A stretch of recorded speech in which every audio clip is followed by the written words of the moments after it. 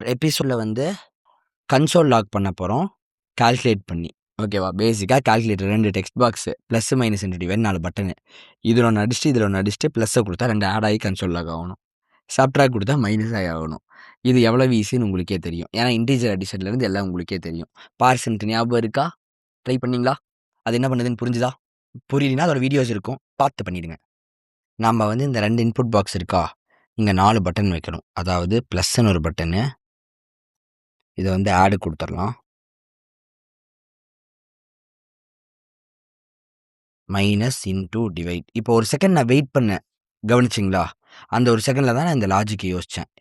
இதை நீங்கள் பண்ணுறீங்களான்ட்டு பாருங்கள். இதை யாரெல்லாம் பண்ணாமல் ப்ரோக்ராம் எழுதுறீங்களோ நீங்கள் எல்லாமே தப்பு பண்ணிட்டுருக்கிறீங்க.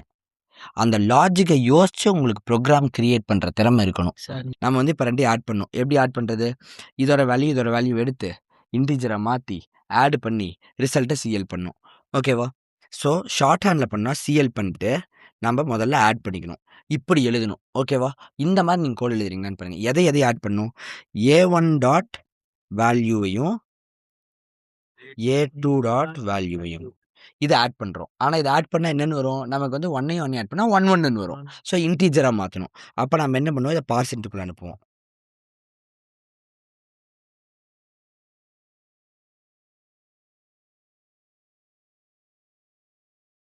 இப்படி போட்டிங்கனாவே போதும்.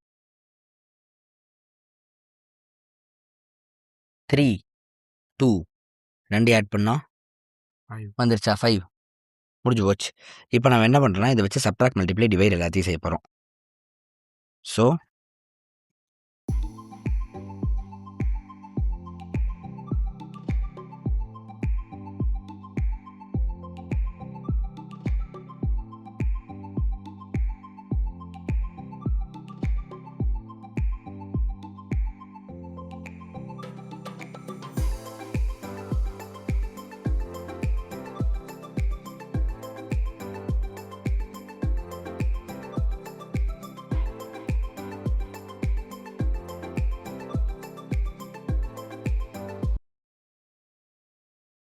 சரி, ப்ளஸ் பண்ணா ஆன்சர் வந்துருச்சா? 10 + 20 30.